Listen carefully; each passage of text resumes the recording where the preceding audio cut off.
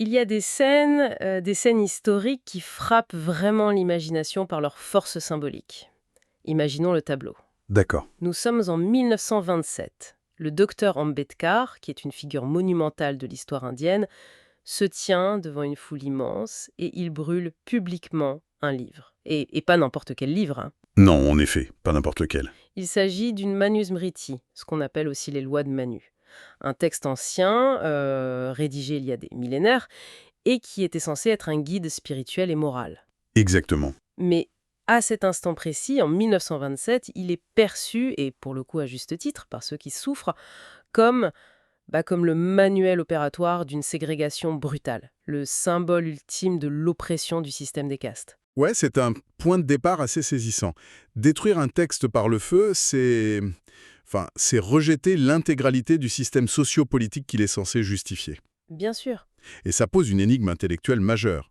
C'est-à-dire, comment un manuscrit originellement conçu pour structurer la vie intérieure et l'évolution spirituelle, comment a-t-il pu devenir ce code pénal de l'injustice systémique? Bah oui, c'est la grande question. Et c'est là que notre exploration d'aujourd'hui devient fascinante. Bienvenue dans cette nouvelle plongée approfondie au cœur de nos documents.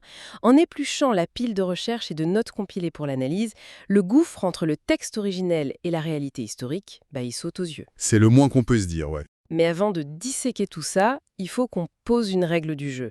Je vais être très clair là-dessus. Les sources qu'on a sous les yeux abordent une question d'une sensibilité extrême. Absolument.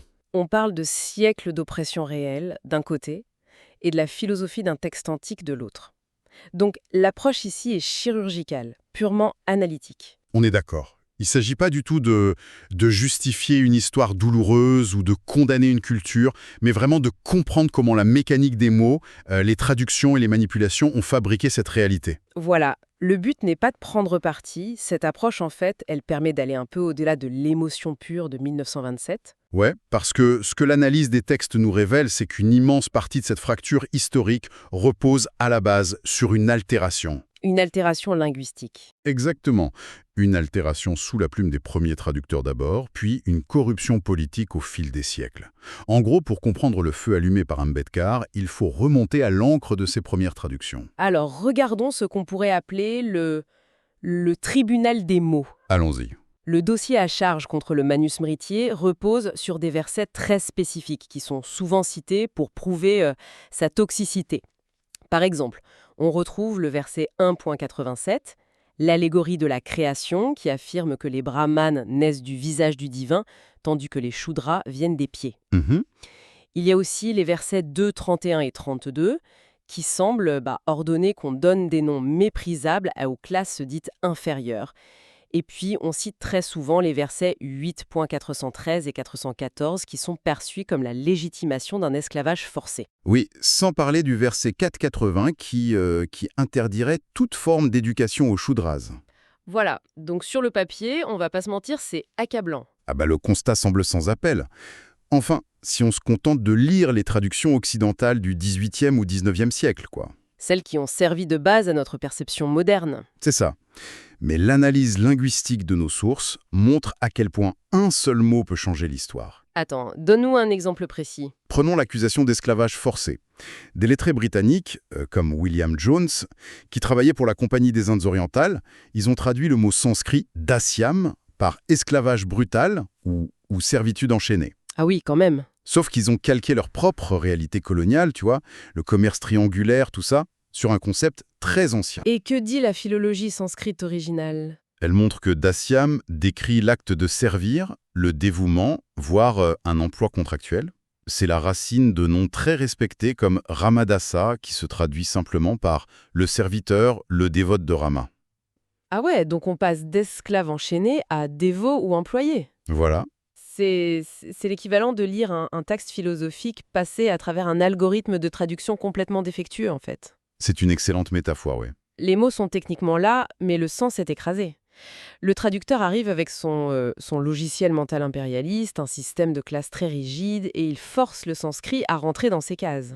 Exactement. Et d'ailleurs, le texte originel contredit totalement l'idée d'esclavage. Ah oui. Il donne des directives sur la façon de traiter ces fameux serviteurs. Oui, Le verset 4.181 demande spécifiquement à la personne qui emploie d'éviter toute querelle avec ceux qui travaillent pour elle. Il précise même qu'il faut les traiter, je cite, « comme l'ombre de soi-même, comme des membres de la famille ». D'accord, donc la relation est d'ordre paternaliste. Voilà, c'est paternaliste, ce qui correspond à l'époque, mais on l'est structurellement à des années-lumière des chaînes ou de la vente d'êtres humains. C'est fou de voir comment ça a été déformé. Et du coup, ça m'amène à me poser une question sur l'humiliation sociale. Cette accusation sur l'obligation de donner des noms méprisables, est-ce que c'est la même mécanique de distorsion? C'est exactement la même mécanique. Le mot au centre de cette controverse, c'est jugupsitam. Ok. Dans les lexiques modernes, très influencés par les premières traductions, on le rend par méprisable ou dégoûtant.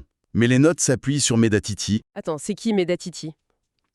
C'est l'un des exégètes et commentateurs classiques les plus étudiés du Manusmriti. D'accord. Et son analyse est super différente.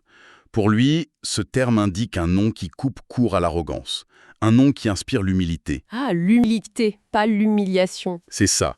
L'objectif n'est pas l'insulte publique, mais le rappel d'une position de service, un ancrage dans la simplicité. Bon, imposer l'humilité à un groupe, ça reste du contrôle social, hein. Mais il y a un gouffre entre encourager une vertu et imposer une étiquette dégradante pour briser quelqu'un. Clairement. Et qu'en est-il de l'éducation, le verset 4.80? Parce que refuser l'éducation, c'est quand même l'outil numéro 1 pour paralyser une population, hein. Là, la confusion vient d'une méconnaissance totale des strates éducatives de l'Inde ancienne. Le mot sanskrit utilisé, c'est matim. Et ça ne veut pas dire éducation générale? Non, pas dans ce contexte. Ça ne désigne pas l'alphabétisation ou l'apprentissage d'un métier. Le texte interdit seulement l'initiation aux rituels védiques, ésotériques, les plus complexes, ceux qui exigent un mode de vie ascétique. Oh, waouh! Donc il n'a jamais été question d'interdire les arts, les sciences ou la philo? Jamais. L'histoire littéraire le prouve d'ailleurs. Les auteurs des 2 plus grandes épopées fondatrices de l'Inde, ils n'étaient pas brahmanes, hein. C'est incroyable. Si on rassemble ces pièces du puzzle, les termes ont été considérablement durcis. Mais il y a un truc qui me chiffonne. Vas-y. Même avec une traduction plus douce, on a toujours ces catégories. Brahman, Kshatriya, Vaishya, Shudra. La vraie question de l'oppression, c'est comment on atterrit dans l'une de ces cases. Est-ce que le texte d'origine dit qu'on est avec une étiquette sur le front? Et c'est là que nos sources provoquent une rupture fondamentale avec ce qu'on croyait savoir. C'est-à-dire? Le principe philosophique de base, il se résume par la phrase « Shudradar Janmana Jayate Shudra ».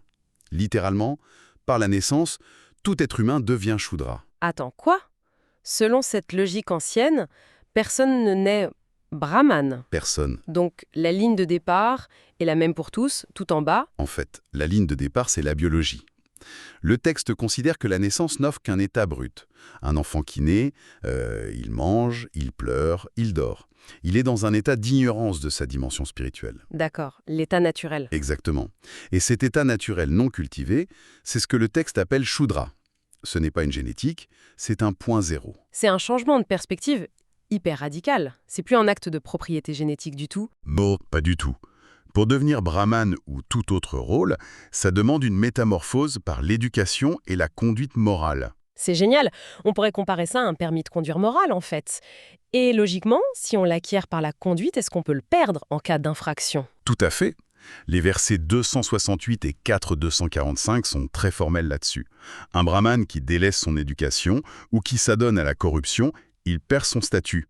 Il retombe au niveau de Shudra de son vivant. Ah ouais? Et le mouvement inverse? Il est tout aussi valide. Le verset 10.65 explique qu'un individu né de parents Shudra peut, par un mérite exceptionnel, s'élever au statut de brahman. Il y a une vraie mobilité sociale intégrée. Il faut aussi qu'on s'arrête 2 secondes sur ce que ça signifiait vraiment, être brahman à l'époque. Parce qu'on a tous en tête l'image de l'élite qui cumule l'argent, le confort et le pouvoir. Ouais, mais dans les textes originels, c'est l'inverse. Les contraintes imposées à cette catégorie sont insoutenables. C'est ça. J'ai vu dans nos notes que l'idée, c'était de séparer absolument l'autorité morale du pouvoir matériel. Exactement, pour éviter la tyrannie. Si les guides spirituels sont ceux qui amassent les richesses, la corruption est garantie.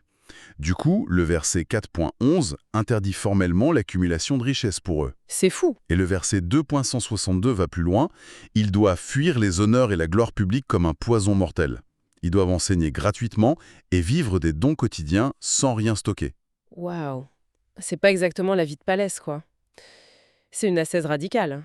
Ouais, la pauvreté volontaire absolue en échange de l'autorité morale. Mais alors, comment s'opérait le tri? Si c'est pas le sang, comment la société déterminait qu'un individu était apte à devenir ce fameux intellectuel ascète, ou plutôt un dirigeant ou un travailleur manuel? Là, on bascule vers une forme de psychologie spirituelle. La grille de lecture, ce n'était pas l'hérédité, mais les gunas. Et gunas. C'est un concept qu'on retrouve dans la Bhagavad Gita aussi, non? Tout à fait. Ce sont 3 qualités, 3 forces de la conscience qui cohabitent en nous, mais dont l'équilibre varie d'une personne à l'autre. Et comment s'articulent ces trois forces? D'abord, tu as l'énergie sattva. C'est la recherche de la vérité, la clarté, l'intellect pur. D'accord, donc ça, c'est le profil brahman. Voilà. Ensuite, il y a l'énergie rajas. C'est l'ambition, le mouvement, le besoin de conquérir. Ça, c'est le moteur des dirigeants ou des commerçants, les kshatriyas et vaishyas. Ok. Et le dernier tamas? Et enfin, tamas. C'est l'inertie, une forme de lourdeur, d'ignorance ou de paresse mentale. La difficulté à faire preuve de discernement complexe. L'individu dominé par tamas est considéré psychologiquement comme un shudra. Bon, prenons un peu de recul. Je vais me faire l'avocat du diable une seconde. Je t'en prie. Affirmer qu'une large portion de la population est naturellement dominée par l'inertie et l'inertie, ce fameux tamas, on va pas se mentir, c'est l'arme rhétorique parfaite pour éloigner ces gens du pouvoir financier ou politique. Ah bah, la question de l'utilisation politique est incontournable, mais la justification philosophique d'origine reposait sur la survie de l'écosystème global. C'est-à-dire? L'argument c'est: si tu confies les rênes d'une nation à un esprit dominé par l'inertie ou l'incapacité à comprendre les conséquences morales, tu détruis la société. Ouais, fut comme ça. Le texte postule que, pour cet esprit-là, avoir des tâches physiques et claires, ce n'est pas une punition, mais le moyen le plus sûr d'évoluer. Évoluer, oui. Et pour expliquer pourquoi on est avec telle ou telle prédisposition, il s'appuie sur le karma, c'est bien ça? C'est ça. Et loin d'être une condamnation, le karma, c'est une trajectoire sur le très long terme. La Chandogya Upanishad explique que l'incarnation présente est le résultat des actions passées. Mais ce n'est pas une impasse. Non, au contraire. Le verset 11.2.3.9 indique qu'en accomplissant son devoir consciencieusement, même dans un travail subalterne, on dissipe ses dettes karmiques. Pour renaître avec une prédominance de clarté, de sattva dans une vie future? Exactement. Alors, jusqu'ici, on a une construction philosophique hyper impressionnante.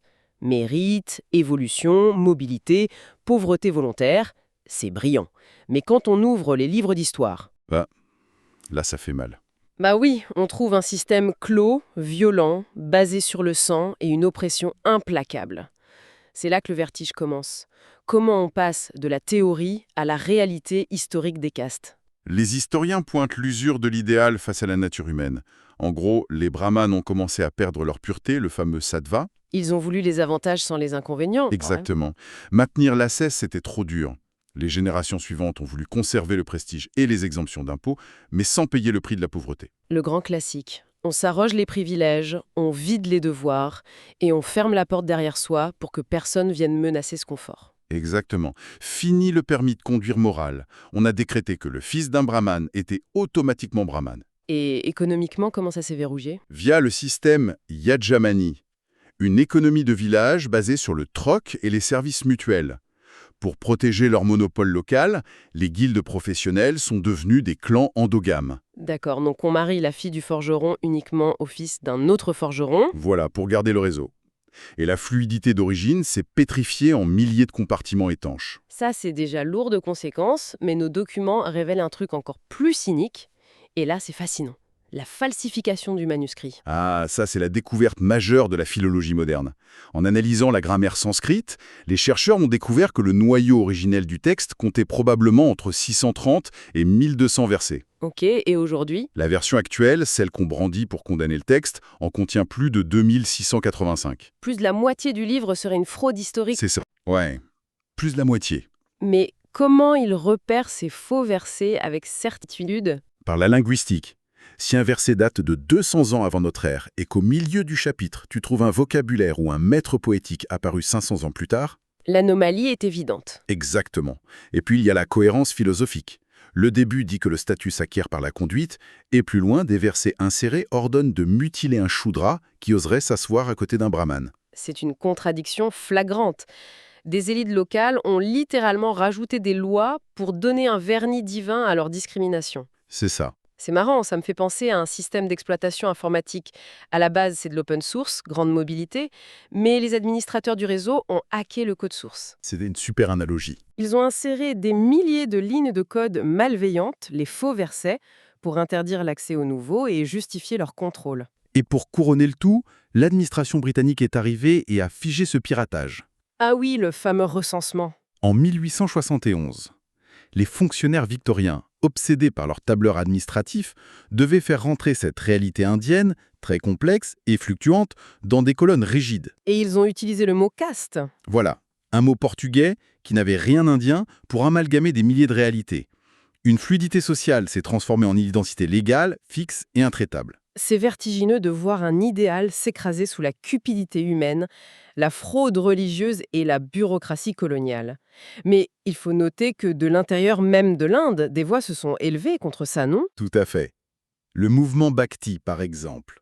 Des figures majeures ont prêché l'égalité spirituelle absolue.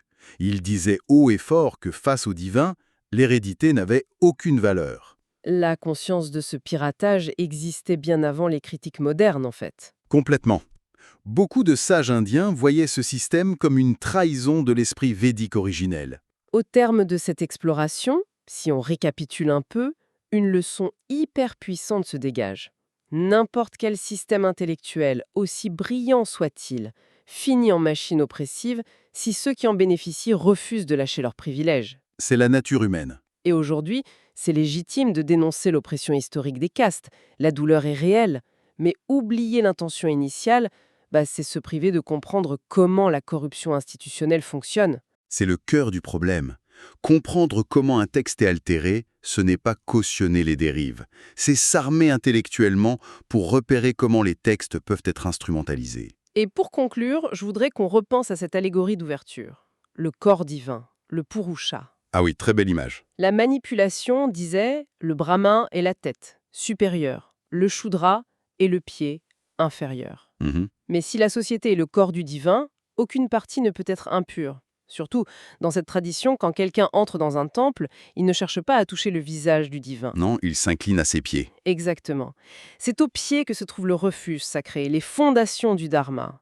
Si les pieds représentent ce qu'il y a de plus vénérable, on peut se demander si, pendant des siècles, l'histoire n'a pas regardé toute cette architecture complètement à l'envers.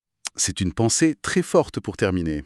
Gardons cette image à l'esprit pour ceux qui nous écoutent. Merci de nous avoir suivis et à bientôt pour notre prochaine exploration approfondie.